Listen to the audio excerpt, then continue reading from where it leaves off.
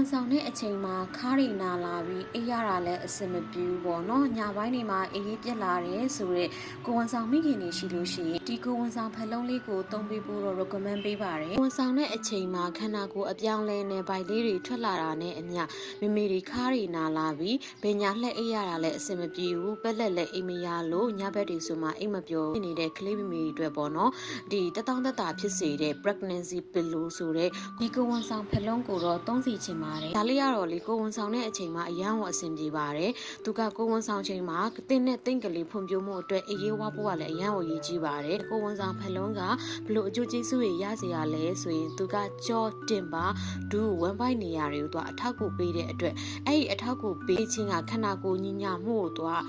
အားပေးရဲ့အတွက်ပေါ့နော်တတောင့်တတရှိစေပြီးတော့အကြိုက်ခဲတွေကိုပြေရောစေတဲ့အေးရေးပြက်တွေကိုလည်းရှော့ချပေးနိုင်ပါတယ်နောက်ထပ်သူကဘလို့အကျိုးကျေးဇူးတွေရှိရလဲဆိုရင်သူကအကြိုက်ခဲပြေရောစေတာပေါ့နော်ကိုဝန်ဆောင်ဂျာလာနဲ့အမြကြောနဲ့တင်နေရာတွေမှာအကြိုက်ခဲဖြစ်လာတယ်ဟိုကြိုက်ခဲလာတယ်ပေါ့နော်ကိုဝန်ဆောင်ဖက်လုံးကိုသုံးပေးတဲ့အခါမှာခန္ဓာကိုယ်ရဲ့တင်းတော်ရဲ့ပုံစံကိုထိန်းပေးတဲ့အတွက်ကြော်သားတွေနဲ့အစ်စ်တွေကိုဖိအားမပေးဘဲနဲ့သူကတက်တာစီတာပါအဲ့ဒီအပြင်ကိုသူကသွေးလက်ပတ်မှုစနစ်ကိုကောင်းမွန်စေပါတယ်ကိုဝန်ဆောင်ချိန်သွေးလက်ပတ်မှုအားပေးရဲ့အတွက်ကလေးဖွံ့ဖြိုးမှုကိုလည်းများစွာအကျိုးရှိစေပါတယ်ပြီးရင်မိခင်တွေတညာလုံးတက်တောင့်တက်တာနဲ့လည်းအိပ်ပျော်စေပါတယ်ပြီးရင်သူကပေါ့နော်ကိုဝန်ဆောင်ပြီးတဲ့အခါမှာဆိုရင်ရောအသုံးလွန်သေးလားကိုဝန်ဆောင်တဲ့အချိန်ပဲအသုံးပြုလို့ရတာလားဆိုရင်တော့မဟုတ်ပါဘူးเนาะကိုဝန်ဆောင်ပြီးသွားတဲ့အခါမှာခလေးမွေးပြီးသွားပေါ့နော်အချိန်မှာသူကနို့တိုက်ကောင်အဖြစ်နဲ့ပဲသုံးမလားဒါမှမဟုတ်တက်တောင့်တက်တာနဲ့ထိုင်ပြီးအနားယူတဲ့အခါဖြစ်ဖြစ်စားဖက်တဲ့အခါဖြစ်ဖြစ်အသုံးပြုနိုင်ပါတယ်ဒီကိုဝန်ဆောင်ဖက်လုံးကသူကယူပုံစံနေလာတယ်စီပုံစံနေလာပါတယ်ပုံစံလေးတွေက